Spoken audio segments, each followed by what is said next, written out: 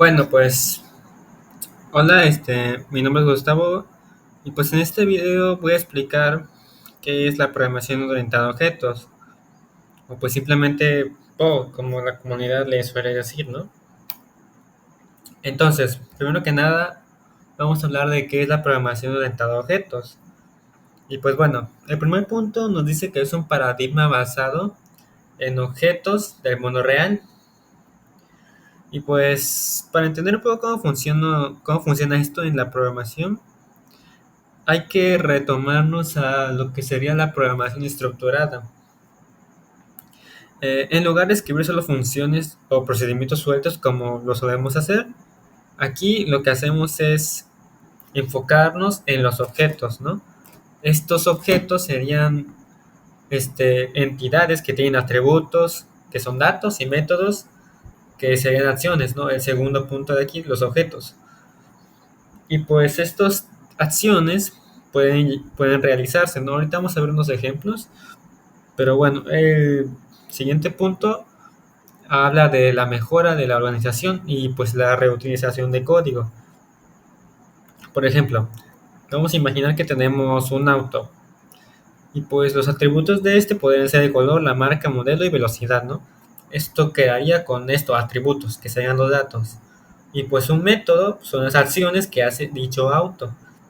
¿Qué puede hacer un auto? Puede ser encender, acelerar y frenar, ¿no? Lo que haría un auto. Bueno, esto en un programa, un objeto es algo muy parecido, pues tiene la información y también sabe cómo actuar, ¿no?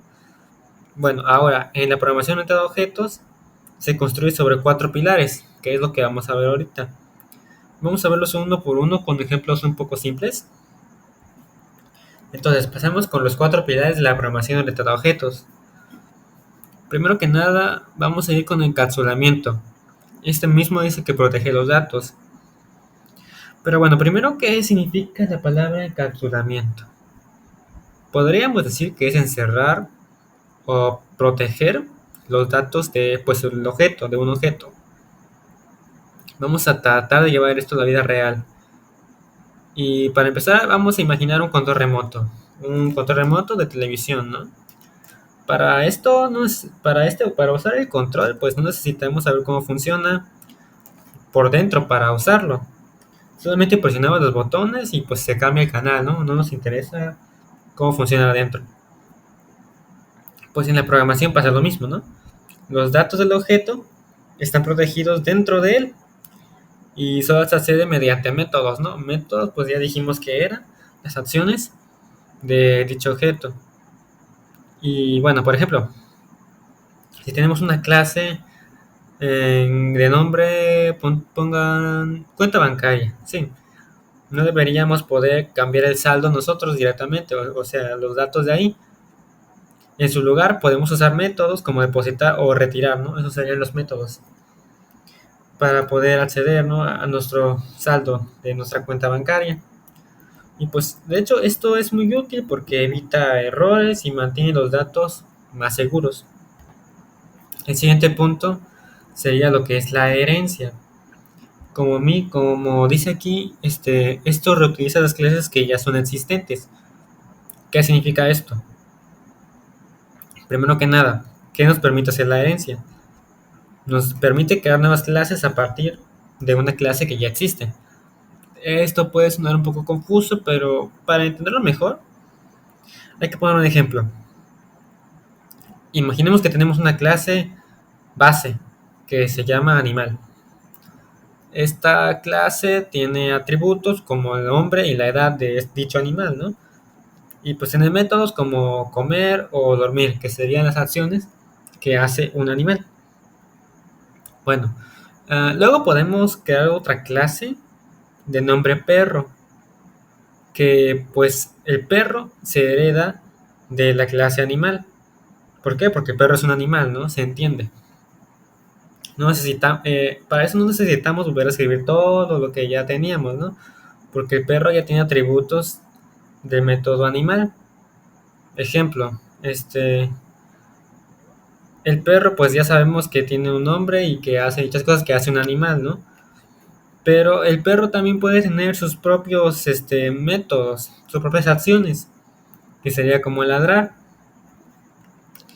Esto de verdad ahorra mucho tiempo y pues evita que dupliquemos código y pues hace más fácil mantener programas mucho más grandes, ¿no? Ahora, el siguiente punto sería lo que sería el polimorfismo. Y pues primero que nada, ¿qué es polimorfismo? ¿Qué significa polimorfismo? La palabra, ¿no? Pues este significa muchas formas, por decirlo así, significaría eso. Y pues en programación orientada a objetos, esto quiere decir que un mismo método puede tener diferentes comportamientos y esto depende del objeto que lo use. Por ejemplo, hay que imaginar que tenemos una función llamada hacer sonido. Si retomamos el ejemplo del perro como objeto, este objeto básicamente puede volver un sonido. Ese sonido sería el wow, ¿no? Lo que hacen los perros cuando ladran. Y pues si la usa un gato no sería lo mismo, no sería un wow, sería un miau, por decirlo así. Entonces, ¿qué se concluye de esto? Se concluye que aunque el método tiene el mismo nombre, o sea, el mismo nombre, el comportamiento cambia según el objeto. No es lo mismo un perro que un gato. Entonces aquí su comportamiento cambia, en vez de decir y hacer sonido de wow, hace miau, ¿no? Porque son diferentes. Entonces el polimorfismo hace que el código sea mucho más flexible y pues mucho más fácil de ampliar. Y el último punto sería lo que es la abstracción. Esta pues solo muestra lo esencial, como dice aquí en este punto. Entonces, en la abstracción básicamente es la capacidad de centrarse en lo importante y pues ocultar los detalles que no son tan importantes, que son innecesarios, por decirlo así. Por ejemplo, cuando usamos un auto, solo nos interesa encenderlo o frenar. No nos interesa saber cómo el motor quema gasolina o cómo se calculan las revoluciones, etcétera, entre otras cosas, ¿no? Pues en la programación hacemos lo mismo.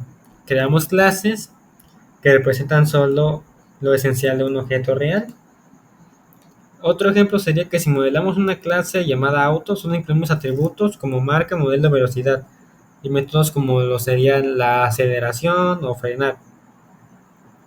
Para esto no necesitamos agregar cosas irrelevantes como lo sería el color del auto, el tapete o el tipo de combustible. Nada más nos interesan las cosas importantes, no innecesarias. Entonces, básicamente en resumen, la programación orientada a objetos permite que los programas sean más organizados, reutilizables y pues mucho más fáciles de mantener. Gracias al encapsulamiento protegemos los datos. Gracias a la herencia aprovechamos el código que ya existe. El polimorfismo nos da flexibilidad, por decirlo así. Y por último, la abstracción nos ayuda pues a enfocarnos en lo que es esencial, ¿no?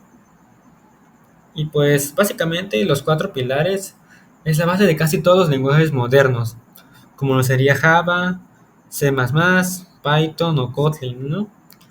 Y pues entender esto bien, pues nos puede ayudar a escribir código mucho más limpio, profesional y pues mucho más fácil de entender.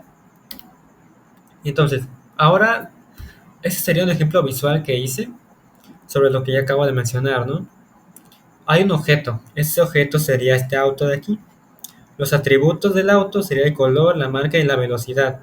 Aquí se puede ver atributos, color, velocidad, ruedas, motor, ¿no?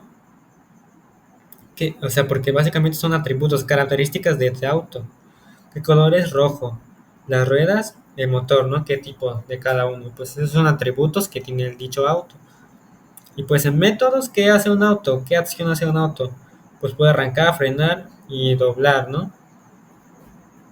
Entonces, pues eso sería un poco lo que son los cuatro pilares. Y pues ahora vamos a pasar a lo siguiente que sería la programación procede, procedimental versus la programación orientada a objetos, ¿no? Entonces, estos puntos son básicamente lo que estaría conformado.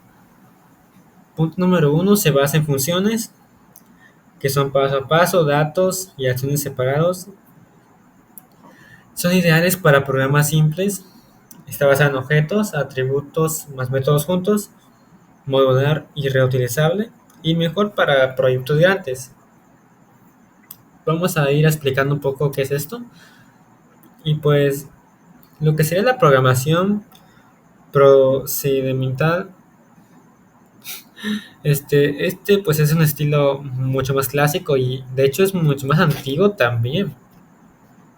Entonces, esto se basa en funciones o procedimientos, como ya está dicho aquí en el primer punto, que se ejecutan paso a paso, ¿no? Como una receta de cocina, por decirlo de esa forma. Am, pues el programa principal lo que hace es llamar funciones que realizan tareas específicas y los datos que se pasan entre ellas, ¿no? Para entender un poquito mejor esto, podemos regresar a C, lenguaje de programación que se utiliza mucho para estructuradas, ¿no? Imagínense un código de calculador promedio. ¿Qué se necesita para calcular un promedio, no? Tres calificaciones y dividirlas entre, pues, tres, ¿no? En este caso podemos utilizar una función llamada calcular promedio. Le metemos los parámetros reales, ¿no? De tres datos.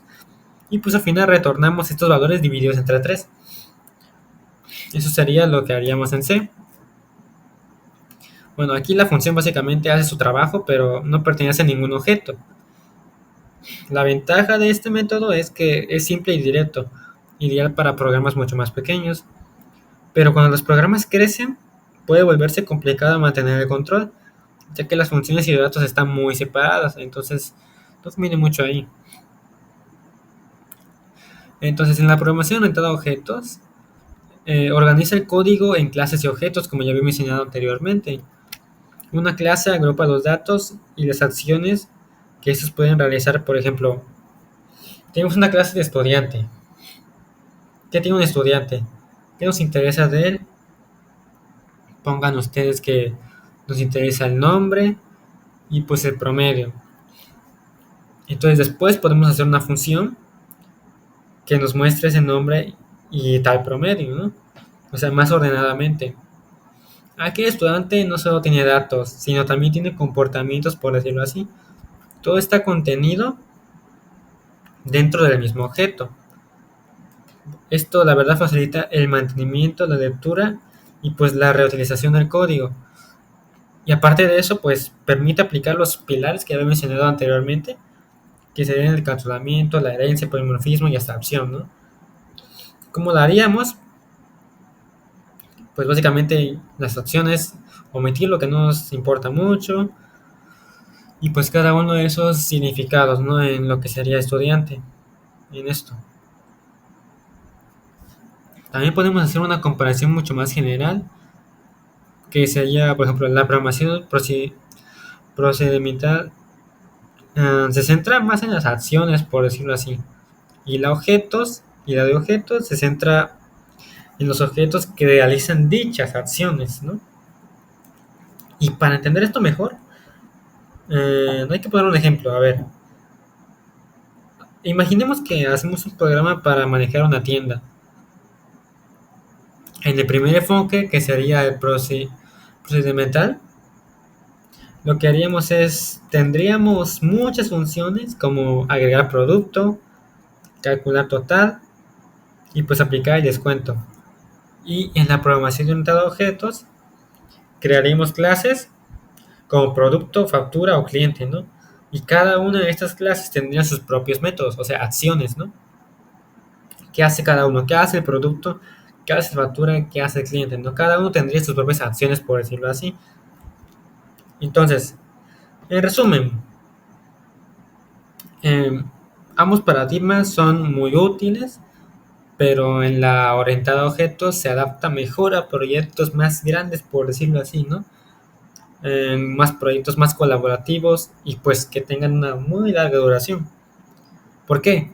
Porque esto permite escribir código más modular y ordenado. Y pues es mucho más fácil de entender. Ese es un ejemplo práctico, mira.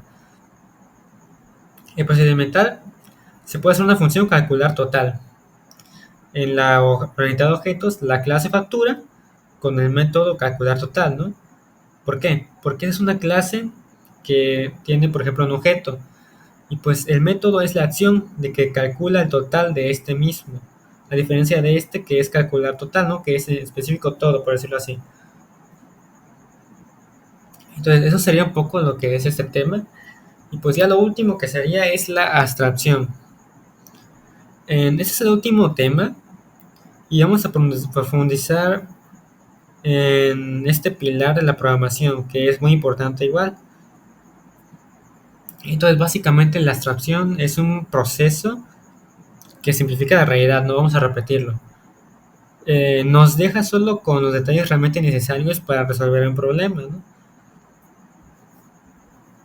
Entonces, aquí ya están los puntos. Yo mencioné centrar lo importante, ignorar detalles, simplificar el diseño, ¿no? Para entender esto mejor,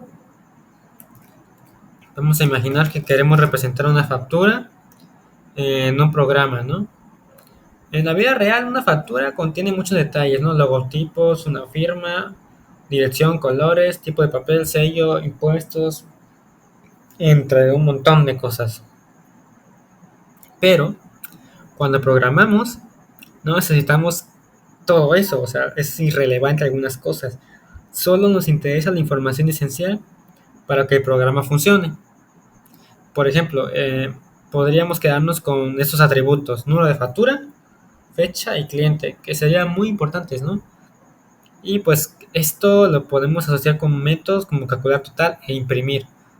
Calculamos el total y pues imprimimos dicha respuesta, ¿no? Dicho resultado. Entonces en Java lo podemos representar de esta forma, ¿no? Escribí este código para que se entendiera mucho mejor. Y pues, primero que nada, vamos con los atributos. Los atributos serían número de factura, fecha, cliente. En métodos tendríamos calcular total y el imprimir. Y pues solamente estamos ocupando lo esencial para resolver este problema. Entonces con esto estamos abstrayendo lo esencial del objeto real, que sería factura, y dejando fuera todo lo innecesario que ya mencioné anteriormente. No modelamos los colores ni los sellos porque para programas son irrelevantes, ¿no? A nosotros no nos importa el color, ni los sellos, ni tipo de papel, ni nada. Es muy irrelevante, la verdad, para el programa en sí. Entonces, la abstracción también nos ayuda a pensar de forma mucho más general. Un ejemplo claro de esto sería que podríamos tener una clase que se llama documento y luego hacer que factura se herede de esa clase, ¿no?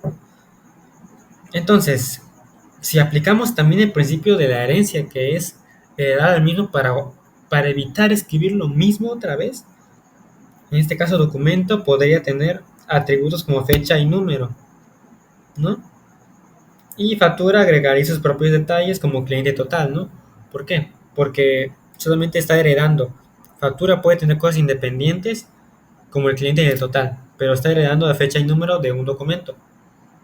No vamos a reescribir fecha y número porque es lo mismo, sería una pérdida de tiempo. Entonces simplemente se hereda de esa parte y pues factura pues tiene cosas individuales como cliente y total. Entonces pues este sería un poco el ejemplo del código. Aquí pues básicamente tenemos atributos número de factura, la fecha, el cliente y el total. Son datos que nos importan realmente porque podemos hacer algo con ellos. A diferencia del color o papel que son irrelevantes y que realmente no nos importan. Y pues de aquí podemos sacar, calcular total e imprimir, ¿no? Entonces esto pues es lo que sería la abstracción. En resumen, básicamente, la abstracción nos permite centrarnos en lo importante y crear métodos simples en el mundo real y pues mantener nuestros programas mucho más organizados. Entonces, ¿qué concluimos de todo esto? Pues aquí tenemos 4 puntos, ¿no? Los 4 puntos estos sería que la programación orientada a objetos organiza y simplifica mucho más el código que lo que sería la estructurada, ¿no? El punto 2 encapsula datos y comportamientos de lo que serían las clases. El punto 3 sería que reutiliza y atrae y facilita el mantenimiento del código. Y lo más importante de todo es que esta misma es la base de lenguajes modernos como Java, Python y C++, ¿no? Entonces, pues realmente es algo muy importante y vale la pena aprenderla porque es mucho más eficiente, puedes trabajar más eficiente y pues puedes ahorrarte muchas cosas como el concepto de la herencia. Realmente es muy interesante saber de que no necesitas repetir información, sino que puedes heredarla de algo superior como lo que mencioné, animal, ¿no? Y el perro. El perro no ocupa heredar, no ocupa reescribir cosas que ya se sabe que es un animal y que tiene cuatro patas, por decirlo así, y que hace tal cosa. Porque los animales hacen tal cosa. Pueden comer, dormir, cosas que hacen, ¿no? Métodos. Los hereda y ya. No los escribes nuevamente. Pero el perro puede tener cosas individuales como lo sería ladrar, cosas que hacen los perros exclusivamente, no que hace un animal. Y pues realmente es algo muy interesante y vale la pena aprenderlo, ¿no? Y pues ya es la conclusión, sería todo. Gracias por ver y pues nos vemos en el siguiente video.